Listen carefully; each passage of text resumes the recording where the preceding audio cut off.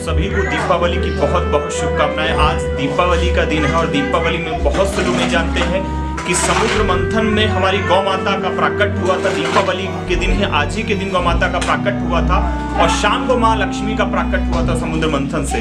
तो आज हम ये अटल कामधेनु गौ सेवा संस्थान में हैं। अटल कामधेनु गौ सेवा संस्थान जो मध्य प्रदेश के शहडोल जिले के कल्याणपुर में है और इस संस्थान के माध्यम से लगातार हम 3 वर्षों से जो सड़क में बेसहारा गाय बैल कुत्ते बिल्ली हैं, अगर ये एक्सीडेंट है, बीमार है, तकलीफ में है, तो इस संस्थान में लाकर इनके उपचार और खाने पीने की व्यवस्था पिछले 3 वर्षों से हम प्रयासरत हैं।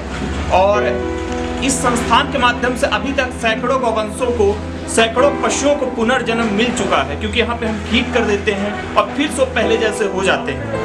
तो इसका दर्शन मैं कराऊंगा अभी। एक ये नंदी है, इन नंदी का एक्सीडेंट हुआ था और एक्सीडेंट में पैर की हड्डी टूट के बाहर आ गई थी और इनका ऑपरेशन हुआ था। ये बहुत क्रिटिकल हालत में अभी है, फिर भी इनका हम जितनी सेवा, जितना उपचार दे सकते हैं कर रहे हैं। लेकिन ये नंदी बल नहीं लगा रहे तो उठ नहीं पा रहे हैं।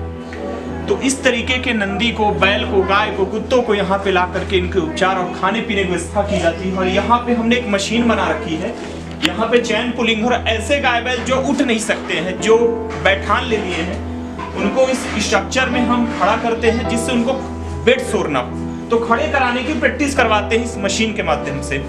इसके अलावा आप देखेंगे यहाँ पे बहुत सारे मरीज गाय बैल हैं और बहुत सारे जो स्वस्थ भी हो चुके हैं।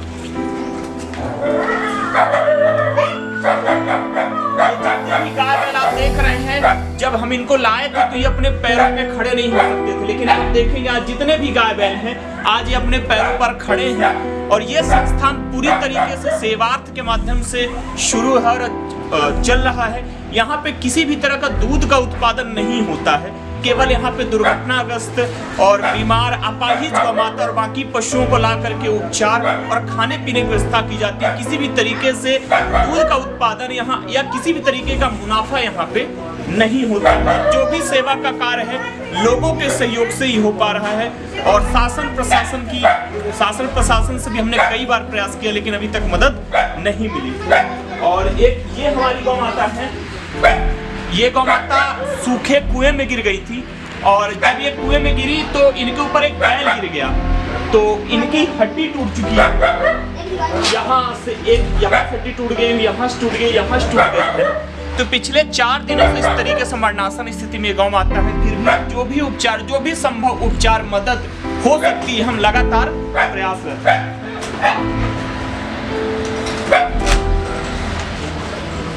एक ये हमारी गौ माता है, एक ये गर्भवती है और इनका एक्सीडेंट हुआ था तो पेट में बच्चा है, तो ये उठ नहीं पा रही हैं। इनका भी उपचार लगातार हो रहा है। और जितने भी गौ माता और जितने भी नंदी हैं, ये सब कभी ना कभी मरीज थे जो आज ठीक हो चुके, अपने पैरों पर ठीक हो चुके हैं और लगातार इनकी सेवा हो रही है। ये नंदी है जिनको पेट में किसी ने कुल्हाड़ी मार दी थी और यहाँ पे इस नंदी का आप दर्शन करेंगे। इसको तेंदुए ने हमला किया था, तो यहाँ पे तेंदुए ने मार दिया था और ये दोनों कान काट लिए थे और यहाँ पे नाखून मारा था। लेकिन लगातार उपचार देखने के बाद आप देख रहे हैं नंदी अपने पैरों पर खड़े हैं, स्वस्थ हैं। और लगातार हमारे गौ सेवक भाई लगातार दिन रात प्रयासरत, हमारे विक्की भैया, हमारे पंकज भैया लगातार गौ माता की सेवा में संलग्न है। और एक ये गौ माता है जिनकी पूंछ काट दी गई थी, लेकिन ये भी स्वस्थ है, घाव सूख चुका है।